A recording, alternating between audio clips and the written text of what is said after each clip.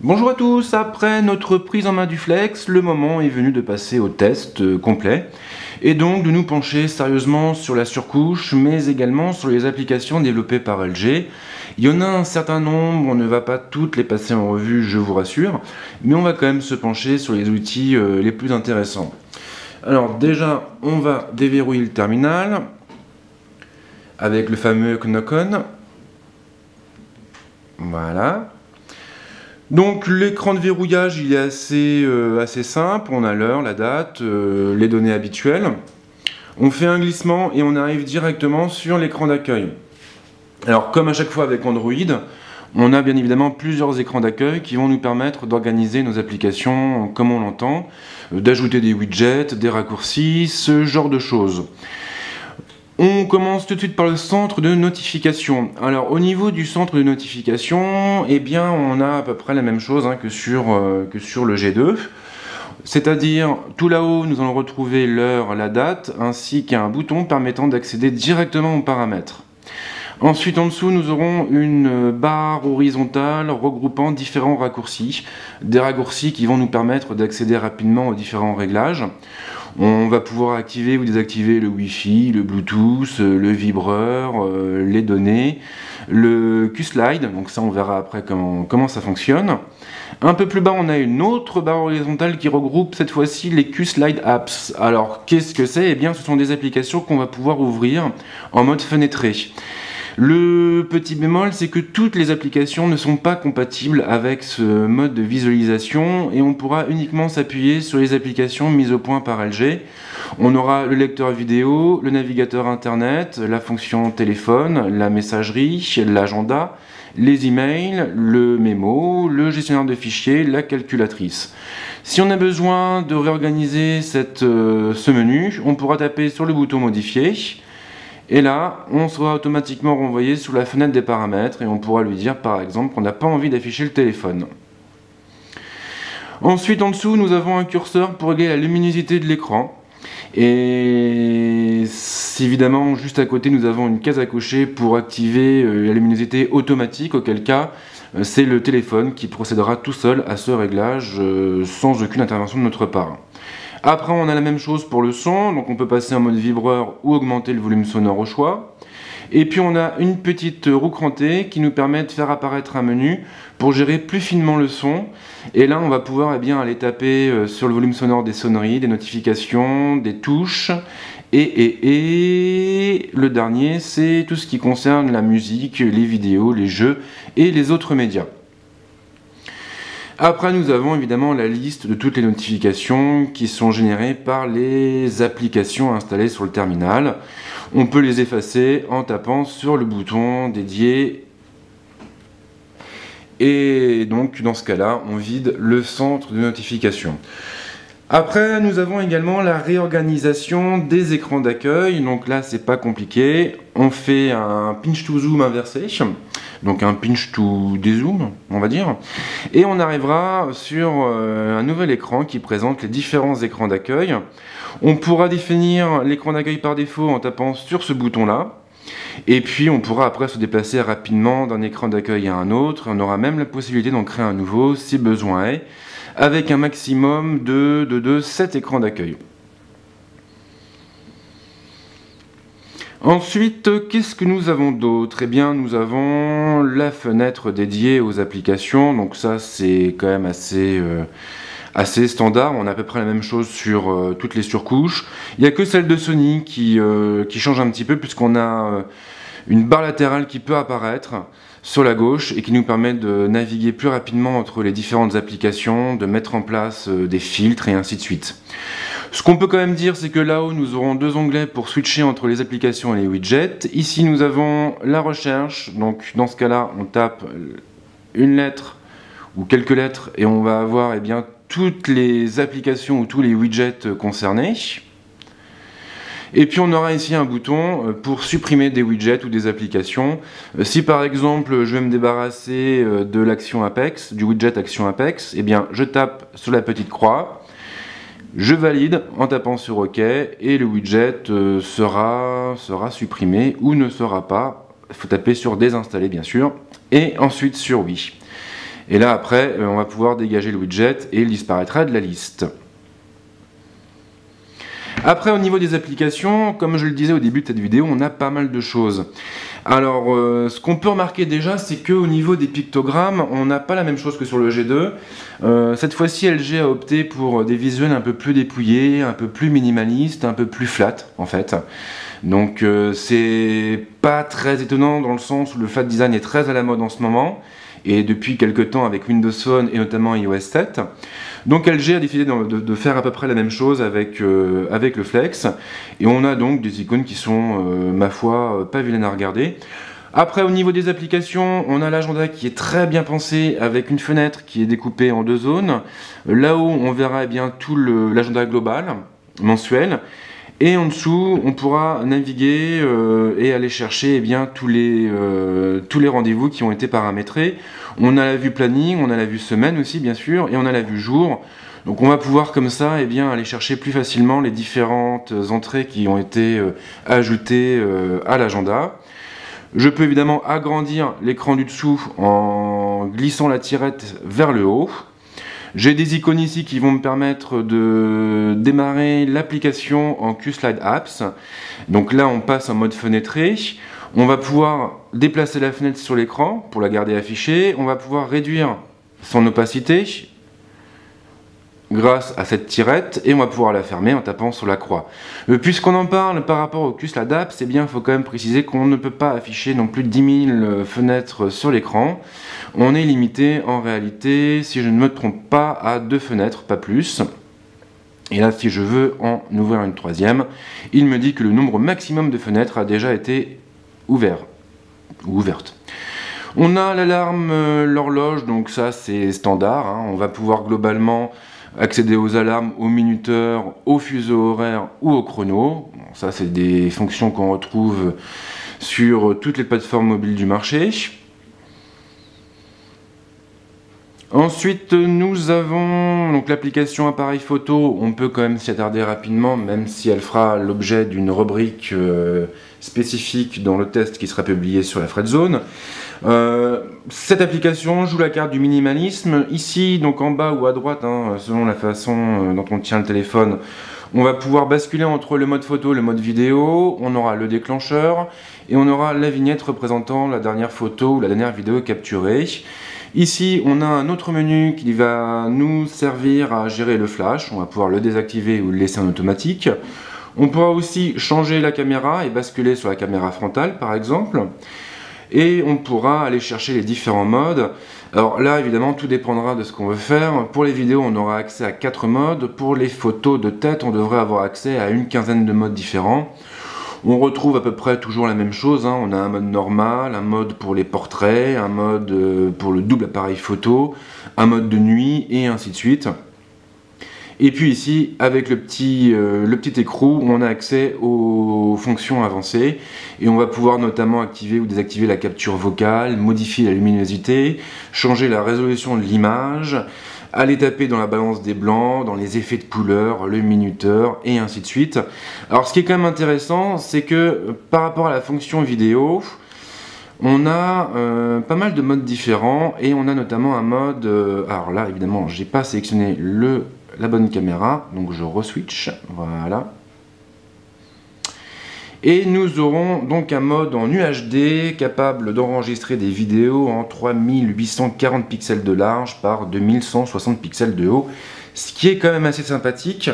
On a aussi 2 modes Full HD, donc on a un mode Full HD à 60 images par seconde et un mode normal à 30 images par seconde.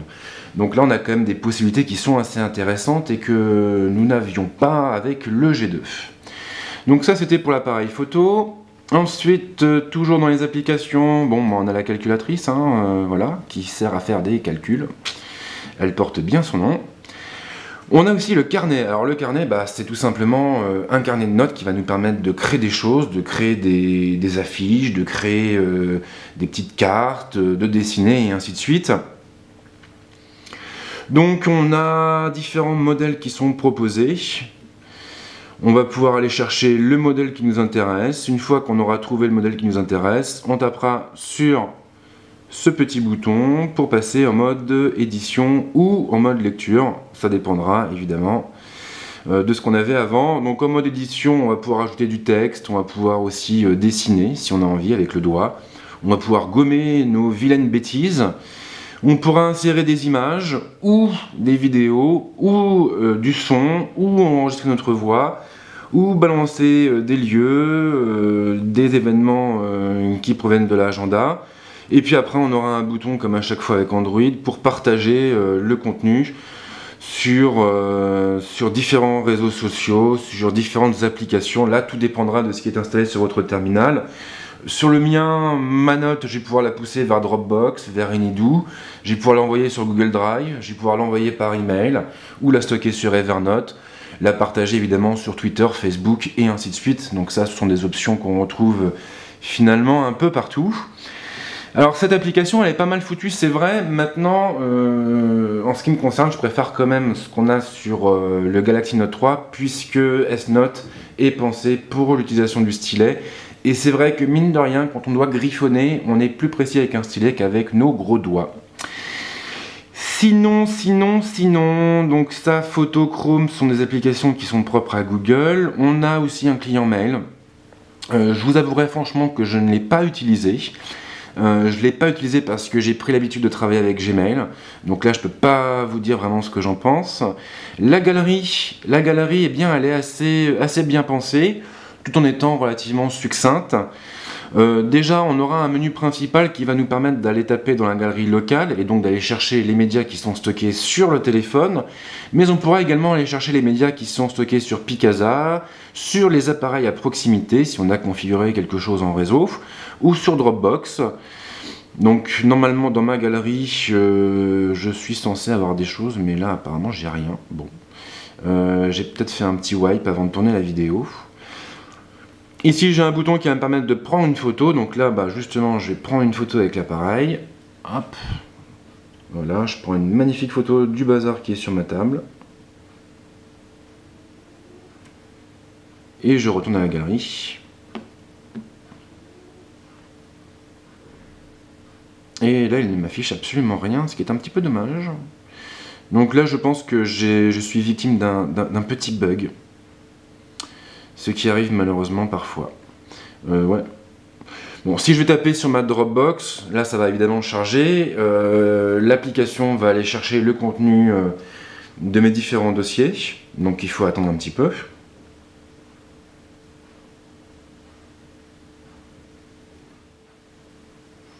Et il ne se passe rien, malheureusement. Ce qui n'est pas super étonnant dans le sens où ma Dropbox elle est quand même pleine de photos. Et c'est vrai que du coup, sachant que ma connexion malheureusement n'est pas terrible, je comprends que l'application est un peu de mal, donc désolé, on va passer à une autre application. Et cette autre application va être le LG Backup, qui est assez intéressant, puisqu'il va nous permettre de gérer des sauvegardes et surtout de planifier des sauvegardes automatiques de notre terminal et donc de son contenu. On va pouvoir aussi, si besoin, transférer toutes les données du téléphone sur un autre terminal ou restaurer son contenu à partir d'une sauvegarde précédemment effectuée. Donc ça, c'est quand même assez intéressant, même si, par l'intermédiaire de notre compte Google, on a la possibilité de faire à peu près la même chose. Maintenant, voilà, le fait est que tous les mobinautes ne sont pas forcément très calés sur le sujet, donc c'est bien de trouver une application entièrement dédiée à cet usage sur le téléphone. Alors je l'ai un petit peu passé, mais on a aussi un navigateur maison qui est installé sur le terminal. Bon là pour vous dire franchement je ne l'ai pas beaucoup utilisé non plus parce que moi je passe plutôt par Chrome. Maintenant on retrouve toutes les fonctions habituelles de navigation. On a aussi un système de bookmarks et on va pouvoir récupérer tous les dossiers, tous les sites stockés sur notre compte Google. On aura un accès à l'historique, on aura un accès aux pages enregistrées. Bon là ce sont des fonctions plutôt communes, plutôt habituelles. On a le Life Square, alors ça c'est assez rigolo, c'est un espèce comment dirais-je, de journal intime numérique qui va récupérer en fait tout le contenu qu'on publie sur les réseaux sociaux, toutes les photos qu'on peut prendre avec l'appareil, et qui va nous afficher tout ça sur une timeline, et on aura donc la possibilité de naviguer dans cette timeline pour aller explorer les différents contenus qu'on a partagés. C'est assez rigolo. Maintenant, c'est vrai que en ce qui me concerne, je suis pas trop client de ce genre d'application. Je préfère passer par Twitter, par Facebook, par Google+, plutôt qu'un outil comme celui-là. Maintenant, c'est vrai qu'il est quand même très bien conçu aussi, donc il est intéressant, et je trouve que c'est assez sympa de pouvoir retrouver toutes nos photos, rien que ça déjà, sur une timeline, ce qui nous permet finalement de retrouver plus facilement la photo qu'on a prise pendant l'anniversaire du petit dernier ou autre. Après, on a Memo. Ma mémo, c'est de la prise de notes succincte, donc je crée une nouvelle note en tapant sur le bouton qui est ici. Je peux changer le titre en tapant sur cette zone. Je vais pouvoir ouvrir l'application en QSlide App, donc en mode fenêtré. Je vais pouvoir ici créer une liste. Je vais pouvoir joindre un fichier. Donc là, je pourrais aller chercher une image, prendre une photo, chercher une piste sonore, enregistrer ma belle voix, ajouter un lieu, ajouter la date et l'heure, ou même carrément dessiner comme ça à main levée. Ce bouton va me permettre de changer la couleur du mémo, des fois qu'on ait envie de s'organiser avec différents jeux de couleurs. Et puis après, écoutez, on tape avec le clavier. Alors le clavier, ici, c'est pas le clavier qui est natif, qui est propre à LG. C'est un clavier que j'ai installé moi-même en passant par le Play Store. Ensuite, nous avons tout ce qui est messagerie, météo. La météo, on peut quand même regarder un petit peu. Une présentation qui est assez visuelle. On est géolocalisé, donc le téléphone sait que je me trouve à proximité de Paris. Et il m'affiche la température qu'il fait dans la capitale, le temps, l'état du ciel, le taux d'humidité aussi et la vitesse du vent. J'ai ici l'évaluation sur les prochains jours, et je peux constater malheureusement qu'on va avoir un temps assez dégueulasse, avec peut-être une éclaircie durant le week-end, en tout cas samedi. Et puis on a le lecteur musical également. Alors le lecteur musical, il est assez bien fait aussi. Voilà, je vais revenir un petit peu trop loin. Donc on va pouvoir en fait switcher entre les différentes pistes, entre différentes rubriques plutôt. C'est-à-dire qu'on va pouvoir afficher toutes les chansons directement par ordre alphabétique. On va pouvoir afficher uniquement les albums, et là on aura le droit de jolies vignettes. On pourra aller chercher les artistes, les genres éventuellement, et les listes de lecture, et les différents dossiers, les appareils à proximité. Donc là j'en ai pas malheureusement, mais si j'avais, je sais pas, par exemple un petit media center avec toute ma musique, je pourrais le paramétrer et le récupérer son contenu directement depuis l'application. Et je peux aussi aller chercher sur ma Dropbox toutes les pistes qui sont stockées dessus, et là en fait je retrouve toutes les pistes sonores qui habillent mes vidéos, des pistes qui sont mises à disposition par YouTube bien évidemment. Donc c'est une application qui est plutôt simple mais qui va droit à l'essentiel et qui fait bien son travail, donc c'est le principal. On a après toutes les applications Play Film, Play Jeux, ça vous connaissez sans doute déjà. Le Quick Remote que je n'ai pas testé. En gros, ça consiste à transformer le téléphone en télécommande universelle pour piloter la télévision et différents appareils du même genre. Donc on va pouvoir paramétrer nos appareils, les répartir par pièce pour aller les chercher plus facilement. Donc si vous êtes un adepte du tout connecté, ça peut être intéressant d'avoir cette fonction. On a aussi le Quick Theater. Donc ça en gros, c'est le lecteur multimédia. Alors quand même par rapport au multimédia et par rapport aux vidéos, j'étais assez surpris quand même de constater que l'écran incurvé apporte un plus. Je l'avais lu sur différents sites, ça m'avait pas littéralement emballé, et je me disais que c'était peut-être un petit peu exagéré, et en fin de compte non, on a quand même une immersion qui est plus importante que sur un téléphone plat. On a aussi l'avantage de l'écran incurvé, c'est aussi qu'on a moins de reflets, et ça c'est quand même agréable quand on est dehors, à l'extérieur, en plein soleil, ou même à la maison, derrière une baie vitrée. Bon bah là au moins on réduit un petit peu le phénomène de reflet et on peut se concentrer davantage sur le contenu. Ça c'est plutôt pas mal. Alors l'application en elle-même, eh bien on a la liste de toutes les vidéos qui s'affichent sur une grille. Normalement, ouais non là il veut pas. Bon. Et je peux aller chercher directement la vidéo qui m'intéresse en tapant dessus pour la jouer. Donc ça, ce sont des options qui sont assez usuelles. On a ici des boutons pour lancer le lecteur multimédia en mode fenêtré. Donc ça, c'est pas mal aussi. Si on a envie de faire autre chose en même temps. Après, nous avons la radio FM. Mais pour en profiter, il faut connecter les écouteurs puisque l'antenne se trouve cachée en fait dans le câble. Bon, l'interface elle est plutôt jolie je trouve. Maintenant, moi personnellement, la radio je suis pas super fan. Je consomme beaucoup de musique, mais sur Spotify. La recherche vocale, bon, le répertoire. Donc là c'est quand même assez traditionnel. Alors ce qui est quand même assez cool, c'est qu'on a une fonction qui s'appelle le VueTalk, que je découvre d'ailleurs en même temps puisque j'avais pas eu l'occasion d'aller fouiller dans mon carnet d'adresses. Et ça consiste apparemment à dessiner et à chatter en temps réel, en direct, avec un ami.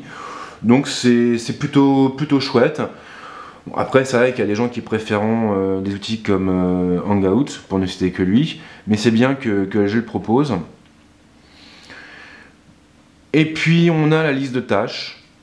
Donc on va pouvoir gérer nos to-do list, définir un objet, définir une échéance aussi, créer une répétition, associer un rappel, donc des fonctions je dirais plutôt habituelles. Et puis ma foi c'est à peu près tout. Bon j'oublie sans doute plein de choses, mais voilà, après si on commence à rentrer dans les détails on risque d'y passer un certain temps. Donc le mieux c'est peut-être de sauter sur non c'est pas ici, j'ai fait une bêtise, sur les paramètres. Alors les paramètres, si vous avez un G2 vous ne serez pas dépaysé, on a à peu près la même présentation avec 4 onglets en haut qui nous permettent de switcher entre toutes les options qui ont un lien avec les réseaux, toutes les options qui ont un lien avec le son, toutes les options qui ont un lien avec l'écran et toutes les options générales. Là on a évidemment pas mal de choses, on va peut-être pas non plus tout passer. J'avais trouvé 2-3 options qui étaient intéressantes, il faudrait que je les retrouve. C'était peut-être au niveau de l'écran, ah c'était au niveau des touches tactiles. Il y a un truc qui est assez sympa, donc comme vous avez pu vous en rendre compte par vous-même, les touches tactiles par définition sont directement intégrées à la surcouche. Par défaut, ces touches restent apparentes en toute occasion. Ça veut dire que si vous lancez un jeu, vous aurez une barre à droite, en bas, avec les différents raccourcis qui s'afficheront. Maintenant, on a aussi la possibilité, si on le désire, de dissimuler ces touches quand on est en train de jouer, en allant chercher cette option-là et en définissant, en cochant la case, des options, des applications qui seront concernées par la fonction. Et moi je l'avais fait pour des Trigger 2 notamment, parce que c'est vrai que c'était assez chiant d'avoir une barre dégueulasse dans un coin. Et du coup, et bien maintenant, si je lance mon petit jeu, qui se trouve par ici, et bien je profite vraiment d'un mode en plein écran, et j'ai pas les touches qui apparaissent ici. J'aurai juste une petite flèche, un petit bouton, qui me permettra de les afficher si j'en ai le besoin. Donc ça c'est quand même assez pratique parce que quand on joue et qu'on a des touches comme ça à côté qui se baladent, bah c'est pas top pour l'immersion. Donc là vraiment c'est assez sympa et j'aimerais bien avoir la même chose sur mon Z1. Sinon donc toujours au niveau des touches tactiles on va pouvoir modifier leur ordre. Alors je sais pas, j'ai perdu, c'est ici combinaison de boutons. Donc je vais pouvoir modifier leur ordre et intégrer une nouvelle icône aussi, enfin d'autres icônes si j'en ressens le besoin. Je vais pouvoir définir la couleur. Donc soit je pars sur une couleur de fond automatique en fonction des applications, auquel cas il switchera automatiquement entre un fond noir et un fond gris clair, plutôt blanc d'ailleurs. Soit je vous demanderai d'afficher uniquement une barre d'outils blanche, ou graduation blanche, ou noire, ou graduation noire, ou automatique. Donc c'est toujours bon à prendre. Ensuite, nous avons quoi d'autre par ici? Je crois que c'est à peu près tout. On a un écran de veille interactif aussi, donc on va pouvoir afficher l'horloge en veille. On a l'écran intelligent, alors ça il me semble qu'on l'avait avec le G2 mais je ne suis pas sûr. Donc en gros ça veut dire quoi? Ça veut dire que l'écran restera allumé lorsque le téléphone détectera notre visage. Et on a la même chose pour la vidéo, auquel cas eh bien, la vidéo se mettra en pause lorsqu'on détournera les yeux de l'écran. Donc ça marche assez bien, j'ai été plutôt surpris. Et c'est vrai que c'est quand même assez utile quand on utilise beaucoup, quand on consomme beaucoup de médias. On a aussi la possibilité d'activer ou de désactiver les LED de notification et de gérer leurs couleurs et toutes les notifications associées. Et puis ensuite, dans Général, on a quelques options pour les gestes notamment. On va pouvoir activer l'écran activer, désactiver. Qu'est-ce que c'est que ce truc? C'est pour... poum poum poum. Donc ça c'est le knock-on en fait, tout simplement. Et puis on a des gestes intelligents pour répondre à un appel entrant lorsqu'on approchera le téléphone de l'oreille, pour atténuer la sonnerie lorsqu'on soulèvera le téléphone de la surface, d'une surface plane, donc une table, un bureau. On a aussi le mode silence pour les appels entrants, et puis d'autres bricoles touchant aux alarmes, à la pause de vidéo, et ainsi de suite. Nous avons un menu stockage donc, qui fait apparaître l'état de la mémoire interne du téléphone. Un menu multitâche, et ça j'en ai pas encore parlé, voilà, dommage. C'était mieux vaut tard que jamais, cela dit. C'est le fameux geste, le fameux balayage à 3 doigts, qui permet de mettre une application de côté, de la stocker en fait si vous voulez, pour y revenir plus facilement par la suite. Donc l'idée en fait elle est assez simple, je démarre une application. Bon là évidemment c'est... ouais bon c'est moi qui faisais le con. Avec ma fille. Bref, ça me fait perdre tous mes moyens. Donc si je prends Gmail, je prends Gmail, je fais un geste à 3 doigts, la fenêtre disparaît. Et là-haut, j'ai une notification qui me dit qu'une application a été sauvegardée. Maintenant, je vais démarrer YouTube, par exemple. Et je vais faire la même chose. Une fois que j'ai mis mes applications de côté, je fais le même geste dans le sens inverse. Et là, je les vois apparaître en éventail, un peu comme dans un classeur. Et il me suffit de taper sur la fenêtre de mon choix pour aller dessus. Si j'ai envie de fermer une application, hop, je tape sur la croix et c'est terminé. Donc ça, c'est un bon complément au multitâche. Et je pense que ça pourrait intéresser tous les gens qui basculent très souvent d'une application à une autre. Alors, le moment est venu de faire le bilan de l'opération. Sincèrement, il m'a beaucoup surpris ce Flex. Il y a quand même un défaut qui est notable, qui est en lien avec l'écran, et qui apparaît lorsqu'on réduit la luminosité. Alors je ne sais pas si ça va bien remonter avec la caméra, mais en gros, on a comme des traces sur l'écran, un peu comme si la surcouche était faite en papier. C'est très bizarre. Au départ, je pensais que c'était voulu. Et en fin de compte, je me suis rendu compte que ça l'était pas, puisque ça le faisait aussi pour les vidéos. C'est pas très perceptible, mais on a quand même cette espèce de texture bizarre. Bon, maintenant, il suffit d'augmenter la luminosité de l'écran pour la faire disparaître. Je sais pas vraiment d'où ça vient. Est-ce que c'est lié à l'écran flexible, ou est-ce que c'est un problème qui est en lien avec la plaque en verre qui recouvre l'écran? Je peux pas vous dire, mais il fallait le signaler quand même. Et par contre, le gros point fort du terminal, c'est son autonomie, qui est juste monumentale. Et quand je dis monumentale, c'est vraiment monumental. À titre de comparaison, le Note 3, lui, me dure à peu près un jour et demi, sans recharge, pour une utilisation qui est assez normale, quoi, hein, du web, des réseaux sociaux, un peu de jeu, pas beaucoup de vidéos. Avec le Flex, j'arrive à dépasser les 2 jours sans trop me forcer, sans chercher l'économie forcément, et ça c'est quand même plutôt bien. C'est quand même plutôt bien.